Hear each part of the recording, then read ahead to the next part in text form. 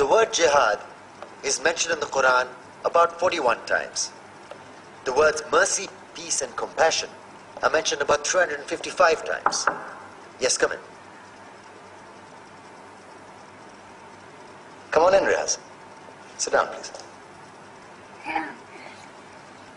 Contrary to popular belief in most Western cultures, Islam is a religion that preaches peace and tolerance. Yes, Patricia. If Islam truly is a religion that preaches peace, then how come the world's most troubled spots, the West Bank, Afghanistan, Pakistan, Iraq, they're all plagued with Islamic terrorism? Well, that depends on your definition of terrorism. Some might argue that the U.S. invasions of countries like Iraq and Afghanistan are also acts of terrorism. No, those were acts of war to get rid of despotic regimes. Or a means of getting at a country's oil. Conspiracy theories. Well, May I? Yes, please. Go ahead, Riaz. Mr. Khan is right. I mean, if we're talking about terrorists, the world's biggest terrorists are the white superpowers. Come on now. No, really, stop and think about it. Explain 9/11. Okay. Do you know how many people died in the Twin Towers strike? Around 3,000. And do you have any idea how many people died in the bombing of Afghanistan? Take a wild guess.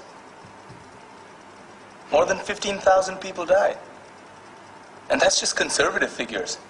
About 50,000 tons of explosives were dropped on innocent civilians.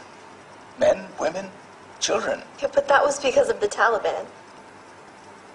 Now that you brought it up, did you know that the Taliban was a creation of the CIA to fight the Russians? Whatever. They were still harboring terrorists. Yeah, right. Terrorists that were never found. Just like the weapons of mass destruction that were never found in Iraq. Do you want to get into the death toll in Iraq?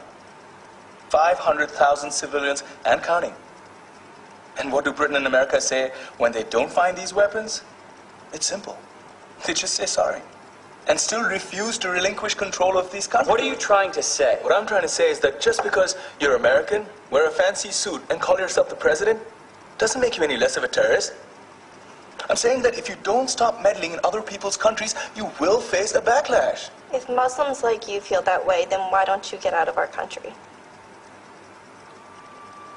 We will. As soon as you promise to leave ours.